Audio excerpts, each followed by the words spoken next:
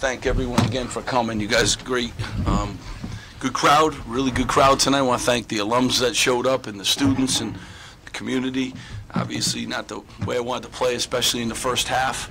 I thought we got off to a good start. And then we hit a lull there at the 15 points on the board, and we turned the ball over a lot in the first half, and you can't spot a team that's that good, that can make shots and has talented guys and well coached, that kind of first half lead. So, you know, we played a little better in the second half. Obviously, we had 0 turnovers in the second half, had 11 in the first half, so we, you know, got shots up. Our shooting percentage went way up.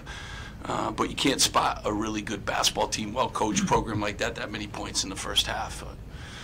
Steve, they closed the first half on a 33-6 run. What were the biggest deficiencies during that run? You know, I just kept telling our guys and these guys, you know, we got to get a shot up. Like, we just had, you know, that stretch where we just turned the basketball over. And we're a good rebounding team. They're a terrific rebounding team. So we were kind of even with them on the glass for the night. But, you know, I just felt those turnovers. And sometimes sign of a young team and a team, like when the ball's not going in, they, you know, don't lock down and defend the way they're supposed to. And, you know, we're trying to fight through that kind of stuff because we have moments where our offense and our turnovers affects, you know, the other end of the floor. And we had that for that stretch, and we really were never able to recover. You know. For Montez, how do you think he performed? Well, I mean, I thought we played hard. You know, obviously Gene was in foul trouble all night too. That didn't help us. You know, I thought Montez came and attacked the rim. All the things he's been doing in practice, he's been getting better and better. And to have a career high tonight, rebounds and points is, you know, good sign for him. And I need him in attack mode like that. And he also had a tough job. You know, you got to guard Cowan down the other end. He's an elite guard, and you know, we're throwing this guy right to the fire. And you know, these are good players. And you know, I liked his energy from start to finish today. And he got in foul trouble too. So, you know, he had to live through some of that adversity too. Steve, it's still early, but how deep do you believe the Big Ten is right now? Well, I mean, I watched a lot of games this week, and I mean, it's as good a league as there is, and everyone's saying that. But I watch games, and you know, basketball, you know, this league is a monster, and there are obstacles at every turn. Well coached, traditionally great programs. Coach has been around for a while.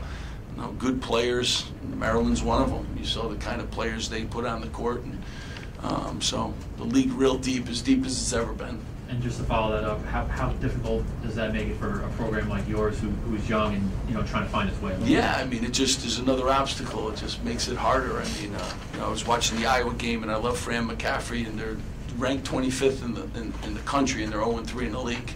You know, so they're one of the elite programs in the league, and you know, and he does an unbelievable job. But that's how good the league is. That's not, you know, that's what it's like every night in and night out, in the best conference in the country. And I wanted that challenge, and these guys came here to, you know, that's the challenge that we're faced with. Steve, what can you do for Gio? What would you tell him? I mean, 1 for 10. It's hard for your offense to gain traction with him.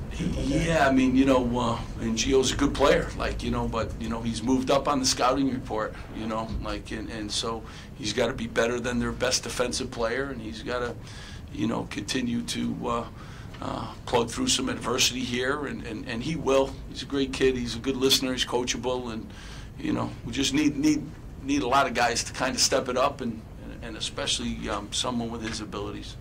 It seemed like it was more of a focal point to get the ball inside in the second half. Do you think the team wasn't doing a good job being the bigs in the first half? Yeah, I mean, you know, obviously we turned the ball over a lot, so we threw the ball inside. A few times they double-teamed us, and we turned the ball over, and, you know, some of that action too. But, you know, we tried to do that in the first half, and obviously, you know, when you turn it over 11 times and then 0, you just have more shot attempts, and you'll have more shot attempts everywhere. And quite honestly, I kind of like some of our looks too. I thought we got good outside looks, some open threes. You know, we got some drives in the lane. Like, you know, we got to finish some plays too. You know, that's a big part of this. They made some very tough shots too.